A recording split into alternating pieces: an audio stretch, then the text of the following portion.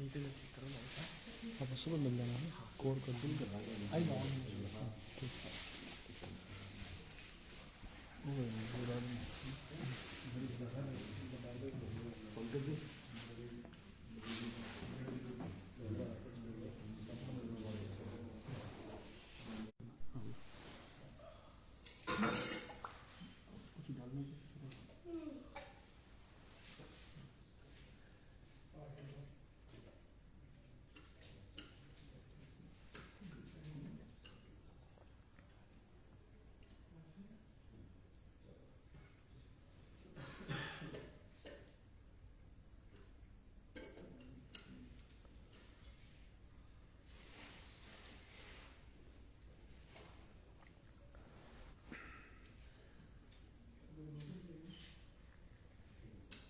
बोलो बोलो कुछ।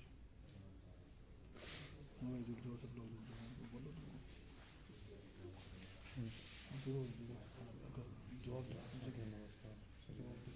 नमस्कार साथियों,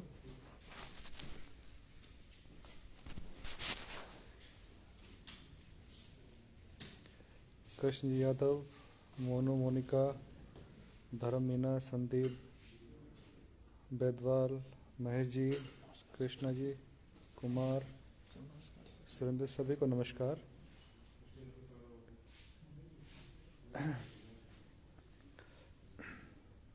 साथियों, ज़्यादा नहीं बोल पाऊँगा, मुख्य मुख्य बातें आपको बताना चाहूँगा। तो फिर से आप सभी को गणतंत्र दिवस की हार्दिक शुभकामनाएं। साथियों, एक तो हमारे दो साथी जो अनशन पे बैठे थे, एक सुमित शर्मा थे सीकर से और एक संजू लता मीणा। संजू लता मीणा सवाई माधोपुर से, तो 5 दिन से वो अनशन पे थे। आज उनकी तबीयत काफ़ी ख़राब हो गई। सुमित को तो जयपुर रेफ़र करना पड़ा झुंझुनू हॉस्पिटल से, और संजू लता हैं तो उनकी दिक्कत क्या है कि उनकी वैन बहुत नैरो है, कैनुला नहीं लग पाती उसमें, तो उस वजह से काफ़ी वीकनेस आ गई। तो काफ़ी मैंने उनसे कहा कि आप लोग बहुत ज़्यादा तबीयत ख़राब हो रही है, पर नहीं देखा जा रहा मुझसे। तो अनशन मेरे कहने से, मेरे रिक्वेस्ट करने से आप लोग अनशन तोड़ दीजिए। काफ़ी मनाया, उनके आगे हाथ जोड़े मैंने, तो बोले नहीं सर, हम मर जाएंगे, हम अनशन नहीं तोड़ेंगे। अब तो ये जो है लड़ाई सर अंतिम सांस तक लड़ेंगे, उनका ये जज्बा था। पर मुझे काफ़ी कष्ट हो रहा था। मैंने उनसे ये कहा कि भाई देखो, आप लोग ऐसे करोगे तो मुझसे देखा नहीं जाएगा। काफ़ी मनाने के बाद में, मनवा करने के बाद वो लोग माने, और मैंने अपने हाथ से उनका अनशन तोड़ा है। सुमित को जयपुर रेफर कर दिया गया है, और जो लता है वो अभी भी आंदोलन में शामिल है। उनका जो अनशन है वो मैंने अपने हाथों से तोड़वा दिया है।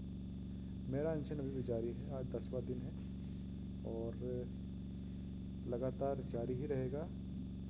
प्रशासन की तरफ से कोई भी आदमी अभी तक मेरे से मिलने नहीं आया। 10 दिन हो गए, क्यों नहीं मिलने आया?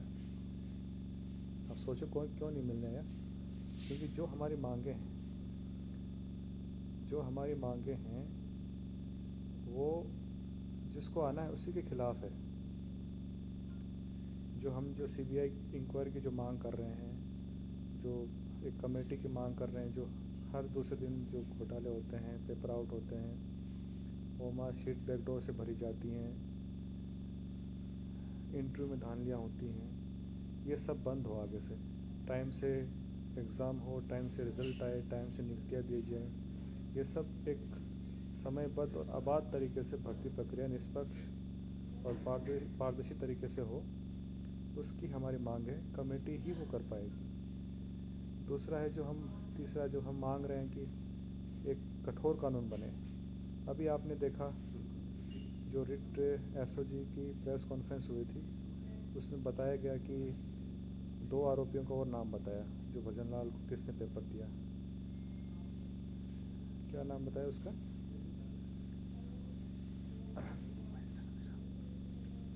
तो आप सोचो, उसमें से एक आरोपी साथियों ऐसा था जो पहले भी पकड़ा गया है, पहले भी नकल करवाते हुए, धांधली करवाते हुए पकड़ा गया है। वो आदमी फिर से छूट के वो फिर से नकल करवा रहा है। यदि कानून कड़ा होता, 10 साल से अधिक सज़ा होती, संपत्ति जब्त कर ली जाती, तो वो इंसान ऐसा करता? सपने में भी नहीं सोचता। सरकार इनको इतना फ्री छोड़ रखा है कि एक मौका देती है इनको सरकार। अब एक तो होता है कि कानून का एक डर होता है, एक दहशत होती है, एक टेरर होता है कि भाई आप ये गलत काम करोगे तो आपके साथ कानून बहुत कड़ाई से पेश आएगा और आपकी जो जीवन है, ज़िंदगी है, वो आधी जेल में सड़ेगी। वो डर सरकार दिखाई नहीं रही, करना नहीं चाहती, क्योंकि इनके हित में वो चीज़ नहीं है।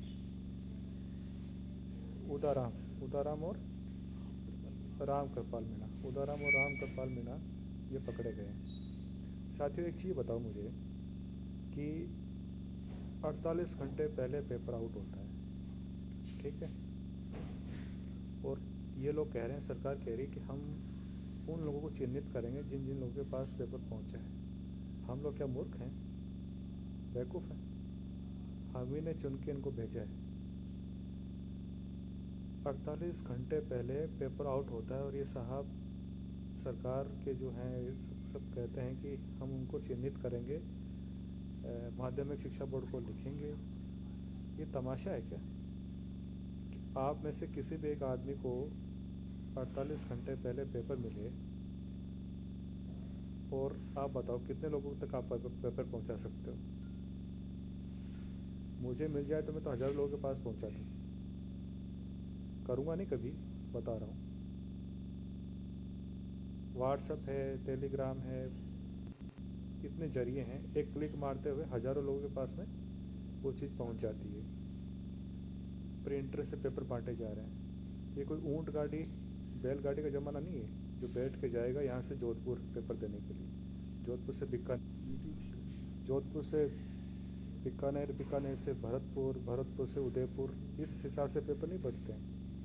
ये जंगल में जो आग फैलती है ना, उससे भी जो तेज़ी से पेपर आउट लोगों के पास में आउट हुआ पेपर जो पहुंचता है ना, उससे भी तेज़ पहुंचता है। पर इन लोगों को जनता की कुछ नहीं पड़ी है, युवाओं की, बेरोज़गारों की कोई परवाह नहीं है। ये अपने खजाने भर रहे हैं। पटवारी में क्या हुआ? पटवारी क्या आप देखिए, कट ऑफ 30 पुरानी वैकेंसी से लगभग डबल वैकेंसी थी, पोस्ट थी, तो कट ऑफ भाई नीचे जाने के बजाय बराबर तो रहनी चाहिए थी। 30 नंबर कट ऑफ ऊपर जा रही है, वो भी डबल लोगों को पास किया गया उसमें। उनका जो नॉर्मलाइजेशन का जो है क्या फॉर्मूला है, मेरे को तो समझ में नहीं आया। अभी एक बच्चा मेरे पास में आया था, 232 नंबर थे उसके, की दिखाई उसने, और जब रिज़ल्ट उसका आया तो उसको 215 नंबर के आसपास उसका नंबर दे रखे थे। रो रहा था बेचारा। क्या तरीका है, मतलब क्या जंगल राज चल रहा है, क्या चल रहा है पता नहीं। करना क्या चाहते हैं लोग? तो ये लड़ाई इसी की लड़ाई है। गांव में जो अनशन था, सरकार ने किस मुखिया, राजस्थान सरकार के मुखिया के इशारे पे, प्रशासन की इतनी हिम्मत नहीं है, लोकल प्रशासन ऐसा नहीं करेगा, न करना चाहेगा। हज़ारों इनके मंत्रियों की जो रैलियाँ होती हैं, समारोह होते हैं, उसमें हज़ारों की भीड़ रहती है। वहाँ पर कोई कोविड नहीं फैलता, वहाँ कोविड प्रोटोकॉल नहीं नज़र आता, वहाँ पे गाइडलाइन पता नहीं कहाँ हवा हवाई हो जाती है। हम 50 आदमी मास्क लगा के, डिस्टेंस मेंटेन करके यदि धरना देते हैं, अनशन करते हैं, सरकार से सवाल करते हैं, तो हम कोरोना फैला रहे हैं। मैं जिस हॉस्पिटल में हूँ साथियों, ये वार्ड, जिस वार्ड में मैं हूँ, ये कोविड वार्ड था सेकेंड वेव में। सेकेंड वेव में ऐसे 5-6 वार्ड थे और यहाँ पे जगह नहीं थी पेशेंट को एडमिट करने के लिए, यहाँ पे बेड खाली नहीं थे, ये हालत थी। अभी यहाँ पे कल परसों में डॉक्टर से बात कर रहा था, खेतान हॉस्पिटल झुंझुनू के डॉक्टर, सीनियर डॉक्टर से, वो बोल रहे हैं कि अभी जो थर्ड वेव चल रही है, इसमें एक भी पेशेंट यहाँ पे एडमिट नहीं है। पर हम 50 आदमी बैठ जाएं तो कोरोना फैला रहे हैं। शहीद स्मारक जयपुर में भी कोरोना फैला रहे थे। अपने गांव जिसकी आबादी 200 के लगभग है, वहाँ भी हम बैठ के कोरोना फैला रहे थे।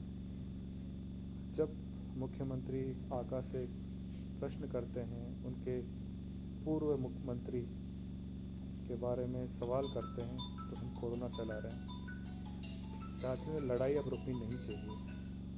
जो गांव में इन्होंने महिलाओं के साथ बदसलूकी करी, जिस तरीके से उन्होंने दमन किया, मुझे तो आज बिल्कुल गणतंत्र दिवस है, भारत 26 जनवरी 1950 को सही माने में एक लोकतांत्रिक देश बना था, मुझे तो बिल्कुल महसूस नहीं हुआ। आज भी लगा कि अंग्रेज़ों के ज़माने में हम जी रहे हैं।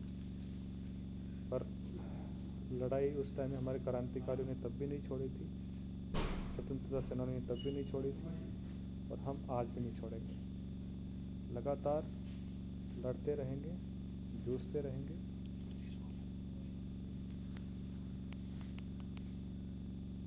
लगातार लड़ते रहेंगे, जूझते रहेंगे, और अंतिम दम तक। अब ये लड़ाई दोस्तों बीच में बिल्कुल नहीं छोड़ना, इसको बिल्कुल नहीं छोड़ना। आज जैसे कि हमने आह्वान किया था 26 जनवरी को, गांव-गांव, पंचायत में धरना देना है, रैली निकालनी है, ज्ञापन देना है। तो झुंझुनू शहर, झुंझुनू ज़िले का ऐसा कोई गांव नहीं होगा जहां पे धरना नहीं दिया गया होगा, जहाँ पे रैली ना निकली हो, जहाँ पे ज्ञापन नहीं दिए गए हो, जहाँ पे विरोध ना किया गया। केवल झुंझुनू नहीं, सीकर से, पाली से, दौसा से, भरतपुर से, धौलपुर से, जोधपुर से, बीकानेर से, गंगानगर से, हनुमानगढ़ से, चूरू से, सुदूर जालौर से, कई जिलों के नाम में शायद छूट जाए मेरे पर, ऐसा कोई ज़िला नहीं होगा। तो इस लड़ाई को, इस मुहिम को अब हमको बड़ा रूप देना है। केवल 1 महीना यदि हम अपना सभी मिलकर, ये मत सोचिए कि हम किसी एक पर्टिकुलर एग्ज़ाम की बात कर रहे हैं, हम सभी भर्तियों की बात कर रहे हैं। केवल एक महीना यदि हम आंदोलन को दे दें, तो हमारी आने वाली पीढ़ियाँ हमको याद रखेंगी। और ये किसी मेरा आंदोलन नहीं है, मैं तो अच्छी खासा अपना छोड़ के आ गया, ये आपका आंदोलन है। महिला भी बाहर निकल रही हैं। साथियों, सोचो, एक छोटा सा गांव जिसकी आबादी 200 है, और वो भी एट ए टाइम प्रेजेंट नहीं रहते, 100, 80, 90 लोग मिलते हैं। पुलिस आती है, प्रशासन आता है, भारी भरकम जाब्ते के साथ, लाव लश्कर के साथ, और वो कुचलने की कोशिश करती है। आप वीडियो में देखिएगा कैसे गांव की महिलाएं विरोध कर रही हैं। 70 साल की महिला, उसको क्या हित है? उसको नौकरी लगना है, उसको नौकरी तो नहीं लगना। उसका, ऐसे लोग जिसके परिवार में 10-15 साल में किसी को कोई सर्विस या जॉब के लिए वो एलिजिबल नहीं होगा, बच्चा छोटा है, छोटे छोटे बच्चे, 12 साल का, 15 साल का बच्चा, वो विरोध कर रहा है। ये यूनिटी थी, यूनिटी में ताकत होती, ये ताकत हमको दिखानी। ये मिलकर, हम सबको मिलकर, ये किसी एक जाति धर्म की नहीं है लड़ाई, ये राजस्थान की लड़ाई। जो मुखिया हैं हमारे, जो सरकार है, जिन्होंने राजस्थान को नकल स्थान बना दिया है, उसको फिर से राजस्थान बनाना है। शौर्य, वीर, त्याग, बलिदान की भूमि को फिर से वो सम्मान दिलाना है। आपके भविष्य के साथ धोखा ना हो, प्रतिभा के साथ खिलवाड़ ना हो, ये उसकी लड़ाई है। तो साथियों, एकजुट हो जाओ, और हाथ से हाथ मिला लो, और क्रांति का जो एक स्वरूप होता है, क्योंकि क्रांति का क्या है, जब आवाज़ से आवाज़ मिल जाए, जब उद्देश्य से उद्देश्य मिल जाए, तब वो क्रांति का रूप ले लेती है। तो हम आज का जो हमारा जो आह्वान था, वो बिल्कुल 100% सफल रहा है। सरकार के पास ये मैसेज पहुंच गया है, क्योंकि आज जिस अस्पताल में मैं एडमिट हूँ, वहाँ पे बाहर सैकड़ों और हज़ारों की संख्या में इन्होंने पुलिस जाब्ता तैनात कर रखा था, ताकि कोई मुझसे मिलने ना आए। लोगों के बाहर से भगा रहे थे, जो ग्रुप है उसमें ये लोग आने नहीं दे रहे थे। तो एक डर चुकी है, सरकार डर चुकी है। सरकार को लग गया है कि युवा जाग गया है, अब वापस नहीं सोएगा। तो आप बिल्कुल तैयार हो जाइए, कमर कस लीजिए। आगे की लड़ाई जो है हम ऐसे ही लड़ते रहेंगे। जो भी हमारा जो आगे का प्लान है, योजना होगी, वो कल हम आपको सोशल मीडिया के द्वारा जो भी माध्यम है, लाइव आके जैसे भी आपको कन्वे कर देंगे। जय हिंद, जय भारत, शुभ रात्रि।